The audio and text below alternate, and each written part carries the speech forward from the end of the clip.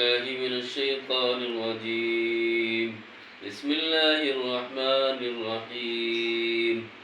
والعاديات ضبحا فالموريات قدحا فالمغيرات صبحا فأثرن به نقعا فوسطن به جمعا إن الإنسان لربه لكنود وإنه على ذلك لشهيد.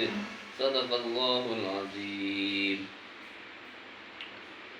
قرآن مجید کی یہ آیات جو بھی میں نے آپ کے سامنے پڑھی سورہ العادیات کی آیات ہیں. سورہ العادیات کی ابتدائی یہ 7 آیتیں میں نے آپ کے سامنے پڑھی ہیں. ان 7 آیتوں میں اللہ تعالیٰ نے کیا حکم بیان فرمایا ہے اور کیا ذکر فرمایا ہے، انشاءاللہ آج اسی ضمن میں آپ کے سامنے بات کروں گا. سب سے پہلی بات تو یہ ہے کہ اللہ تبارک تعالیٰ نے یہاں پر گھوڑے کی قسم کھائی ہے.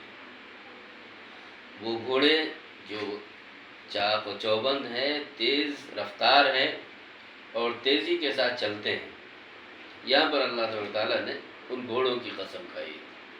قرآن مجید میں جگہ جگہ اللہ تبارک تعالیٰ نے قسمیں کھائی ہیں. کبھی اللہ تبارک تعالیٰ نے رات کی قسم کھائی، دن کی قسم کھائی، واللیل اذا سجا والصبح اذا تنفس، کبھی صبح کی قسم کھائی. اور اللہ تبارک تعالیٰ نے کبھی ان کہکشاؤں کی قسم کھائی، نجوم کی، والنجم اذا ہوا ما ضل صاحبکم وما غوا. اس طرح اللہ تبارک تعالیٰ نے کائنات کی بہت سی چیزوں کی قسم کھائی، انسان کو یہ باور کرانے کے لیے، انسان کو یہ دلانے کے لیے کہ اللہ تبارک تعالیٰ نے اسے جب اشرف المخلوقات بنایا ہے تو وہ کیوں ایسا گیا گزرا ہے، کیوں وہ اپنے بارے میں نہیں غور کر رہا ہے، کیوں وہ اپنی حیثیت کو نہیں جان رہا ہے.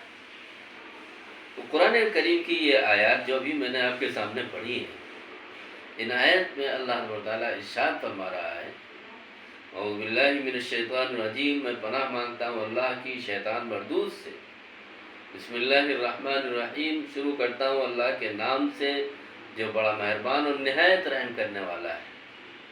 والعادیات ضبحا، قسم ہے ان گھوڑوں کی جو پھنکار مارتے ہوئے چلتے ہیں، ذبح کرتے ہوئے چلتے ہیں، ہانپتے ہوئے چلتے ہیں، اتنی شدت کے ساتھ چلتے ہیں کہ وہ ہانپنے لگتے ہیں. والموریات قدحا فالموریات قدحا، اور ان کے ٹاپوں سے چنگاریاں نکلتی ہیں، دکھائی پڑتے ہیں. اور ان کی ٹاپ جو ہوتی ہے، اس کی جو آواز ہوتی ہے، ان کے جو سم ہیں، ان کی جو کھر ہیں، جب وہ چلتے ہیں تو ایسا لگتا ہے کہ وہ چنگاریاں نکالتے ہوئے چل رہے ہیں. فالموریات قدحا، چنگاریاں بکھیرتے ہوئے چل رہے ہیں. فالمغیرات صبحا، اور پھر صبح سویرے وہ اپنے دشمنوں پر حملہ آور ہو جاتے ہیں. فالمغیرات صبحا، اور صبح سویرے وہ اپنے دشمنوں پر حملہ آور ہو جاتے ہیں. فأثرن به نقعا، اور ان کے چلنے کی وجہ سے، ان کے جان دوڑنے کی وجہ سے، اور اس طرح تیز رفتاری کے ساتھ ان کے ایک جگہ سے دوسری جگہ منتقل ہونے کی وجہ سے پوری فضا میں گرد و غبار چھا جاتا ہے. فأثرن به نقعا، کہ وہ گرد و غبار کو بکھیرتے ہوئے چلتے ہیں. فوسطن به جمعا، اور پھر یہ ہوتا ہے کہ وہ دشمن پر حملہ آور ہو جاتے ہیں، ان کے درمیان اس کو گھیر لیتے ہیں، اس کے بالکل سینے پر کھڑے ہو جاتے ہیں اور سینہ سپر ہو جاتے ہیں، بالکل ان کے درمیان میں پہنچ جاتے ہیں. فوسطن به جمعا، اور پھر یہ گھوڑے ان کے درمیان پہنچ جاتے ہیں.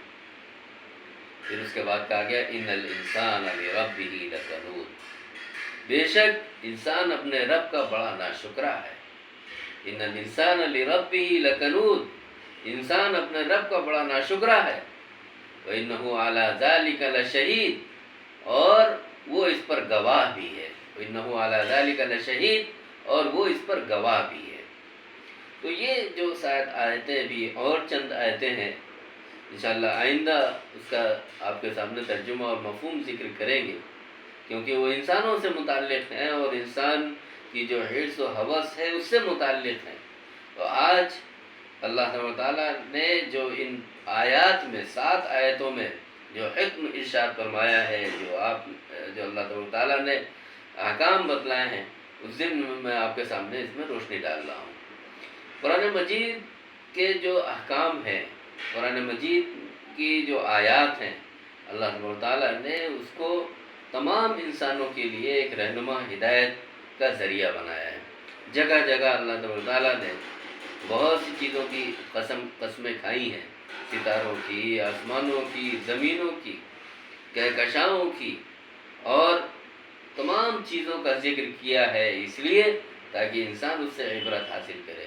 اللہ سبحانہ تعالیٰ نے آسمان کو کتنی بلندی عطا کی، اللہ سبحانہ تعالیٰ نے ان کہکشاؤں کو کس طرح گھیر دیا، اللہ سبحانہ تعالیٰ نے کس طرح ستارے بنائے اور کس طرح چاند بنایا اور سورج بنایا، اور پھر ان میں کتنا فاصلہ ہے اور اس کی کتنے جو آج دریافتیں ہو رہی ہیں، جو تحقیقات ہو رہی ہیں، اس کے نتیجے میں سائنس جہاں تک پہنچ چکی ہے، اور بہت سے ایسے مراحل ہیں جہاں انسان کی عقل بھی نہیں پہنچ سکتی، انسان کا وہم گمان نہیں ہو سکتا، اور وہاں تک رسائی نہیں ہو سکتی۔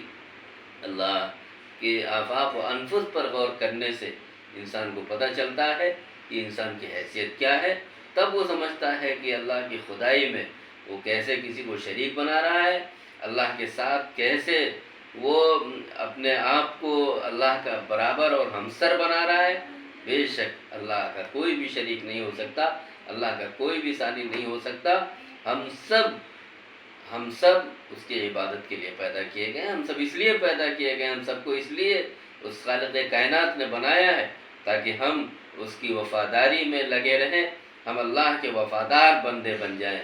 اللہ سبحانہ تعالیٰ نے جو ہمیں نعمتیں دی ہیں، چاہے اگر ہم اپنی ذات پر غور کریں، اپنے اندر غور کریں، تب بھی پتہ چل جائے گا کہ اللہ نے کتنی نعمتوں سے نوازا ہے، لیکن ہمیں اس کا ادراک نہیں ہوتا۔ ان جانوروں سے ہمیں سبق لینا چاہیے، ایک کتے سے ہمیں سبق لینا چاہیے، چاہے وہ اصحاب کہف کا کتا ہو کہ اس نے کتنی وفاداری دکھائی کہ اللہ تبارک تعالیٰ نے اس کا ذکر قیامت تک کے لیے محفوظ کر دیا قرآن مجید میں۔ وَكَلْبُهُمْ بَاسِطٌ ذِرَاعَيْهِ بِالْوَصِيدِ کہ ان کا ایک درمیان میں وہ اگر 3 تھے، 5 سے 7 لوگ تھے تو ان کے درمیان ایک کتا بھی تھا جو بیٹھا ہوا تھا۔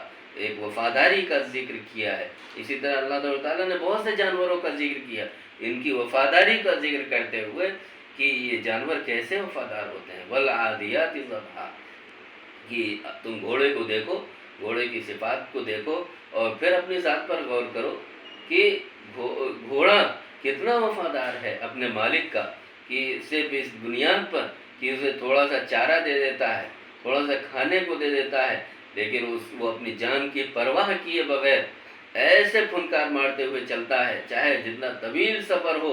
وہ اس کو ذکر کیا، وہ چاہے رات کا وقت ہو چاہے دن کا وقت ہو۔ یہاں پر والعادیات ضبحا، ضبحا کہتے ہیں اس بات کی کہ وہ یعنی ہانپنے لگتا ہو، اتنی تیز وہ اس کی چال ہو کہ وہ ہانپنے لگے اور اس سے ایک آواز، ایک طرح کی آواز آئے۔ والعادیات ضبحا، وہ گھوڑے جو ذبح کرتے ہیں، جن کی ایک شدت کے ساتھ آواز ہوتی ہے۔ اور پھر کہا گیا فالموریات قدحا کہ ان گھوڑوں کی جو ٹاپ ہیں، جو ان کے سم ہیں، جو ان کے کھر ہیں، اس سے کیا ہے جب وہ چلتے ہیں تو اس سے چنگاریاں بکھیرتے ہوئے، اس سے یہ پتہ چلا کہ راتوں میں وہ حملہ آور ہوتے ہیں۔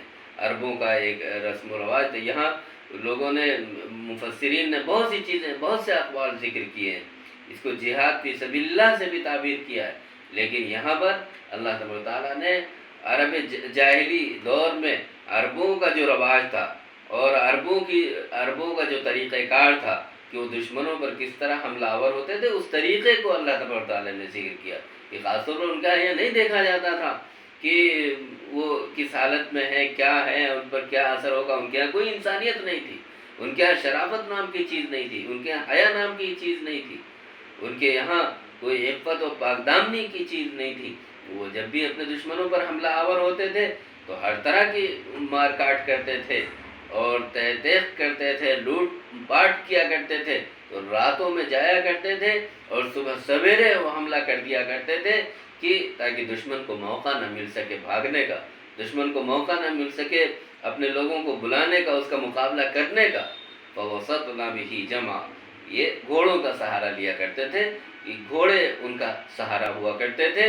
تو اس گھوڑے کو دیکھو جو اپنے مالک کا کتنا وفادار ہے، لیکن انسان ان الانسان لربہ لکنود، کیا کہا جا رہا ہے کہ انسان اپنے رب کا ناشکرا ہے، اور وہ اس پر گواہ ہے کہ اللہ تبارک و تعالیٰ نے اسے کس طرح تمام طرح کی نعمتیں دی، کیسی نعمتیں دی۔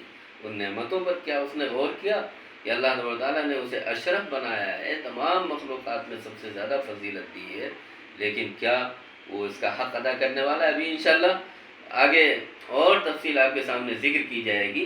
آج میں اسی پر اکتفا کرتا ہوں، اور آپ سے خاص طور پر گزارش ہے کہ آپ اس چینل کو زیادہ سے زیادہ سبسکرائب کریں، زیادہ سے زیادہ لوگوں پر شیئر کریں، اور لائک کریں، شیئر کریں، اور لوگوں تک اس کا جو مقصد ہے، اس کا جو پیغام ہے وہ پہنچانے کی کوشش کریں۔ وآخر دعوانا الحمدللہ رب العالمین۔